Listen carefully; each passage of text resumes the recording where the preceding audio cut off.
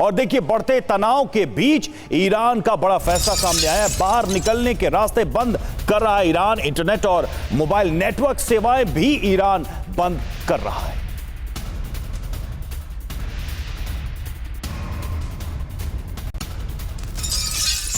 और देखिए, एक और बड़ी खबर, अमेरिका की अपने नागरिकों के लिए एडवाइजरी। अपने नागरिकों को तुरंत ही ईरान छोड़ने की अपील की गई है। तुर्की और आर्मेनिया के रास्ते निकलने की तुरंत सलाह दी गई है। और आप समझते हैं ये कब होता है? ये तब होता है जब उस देश के अंदर हालात इतने ज्यादा खराब हो जाएं कि वहां पर हालात रहने लायक ना हो। और अभी हम समझ रहे हैं कि अमेरिका कभी भी हमला कर सकता है ईरान पर। ये हालात बनते हुए नजर आ रहे हैं। तो क्या ये वार्निंग इस बात का संकेत है? और अमेरिका को ईरान की सेना की चेतावनी। Chief of general staff Mousavi की धमकी। अमेरिका को मिसाइल जवाब देने की तैयारी पूरी है। हमने अपनी सारी मिसाइलों को आधुनिक बनाया है। सारी मिसाइल अपग्रेड हो चुकी है।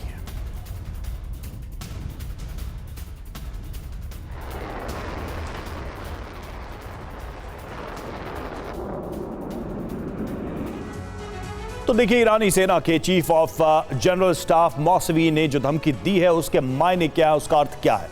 ईरान ने हाइपरसोनिक मिसाइलों की तैनाती कर दी तो 3 मिसाइलों को अपग्रेड भी किया है। ईरान ने खैबर के शेख फतह और कासिम बासिर हाइपरसोनिक को तैनात कर दिया और इमाद, गदर और सेजिल मिसाइलों को आधुनिक बनाया है। बिल्कुल। और देखिए आप, इन सभी जो मिसाइलों की रेंज है वो 2500 से लेकर 10,000 किलोमीटर तक बताई जा रही है। बड़ी बात यह है कि ईरान हर महीने 300 नई मिसाइलें तैयार कर रहा है। यानी मास लेवल पर जो प्रोडक्शन है वो किया जा रहा है। निनाद सेठ सर, यही सवाल था कि आज के टाइम पर जिस तरह से ईरान ने खुद को तैयार कर लिया है, अमेरिका भी इस चुनौती को भली भांति जानता है। इसलिए इस्तांबुल में तो हो नहीं पाया, लेकिन कम से कम मस्कट से कुछ आसार अमेरिका को जरूर नजर आ रहे थे। अमेरिका के राष्ट्रपति ट्रंप को अभी आपने अपने चैनल पे दिखाया था, वो कह रहे हैं डील पॉसिबल है। डील पॉसिबल है का मतलब ये है कि इजराइल और अमेरिका जानते हैं कि इस वक्त लड़ाई करके जीतने की कोई गारंटी नहीं है, वहां उल्टा भी पासा पड़ सकता है। मेरे को लगता है कि ये जो दायरा है, यहाँ रशिया और चाइना आ सकते हैं, ईरान को समझा सकते हैं, ईरान को कह सकते हैं कि आप टालो अपना न्यूक्लियर प्रोग्राम, 2-3 साल आप वेट करो। अगर ये होता है तो मेरे को लगता है एक बाहर जाने का रास्ता है। अगर ये नहीं होता है तो खतरा बढ़ता जाता है। और ईरान को एक और दिक्कत है, ईरान की जो अंदर की हुकूमत है वहां बहुत सारे इजराइल के लोग मौजूद हैं, तो वहां बिना लड़ाई के भी वेनेजुएला जैसा हो या ना हो गदर बच सकता है। तो मेरे को लगता है कि वॉर के बिना भी ऑप्शंस अभी इजराइल और अमेरिका के पास हैं। शायद जो वेटिंग पीरियड है उसके लिए वही मोमेंट जो है वो इंपॉर्टेंट है। चतुर्वेदी सर, क्या वाकई में इंटरनल किसी कू का वेट किया जा रहा है? वो हो तब शायद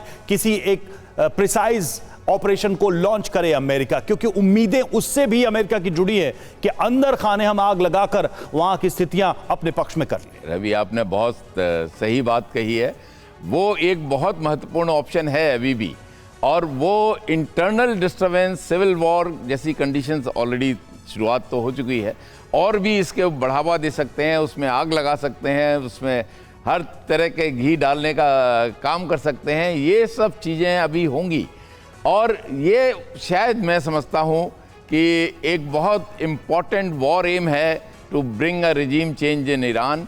उसके बाद चीज़ें अपने आप दुरुस्त होने लगेंगी और काफ़ी कुछ ठीक होगा।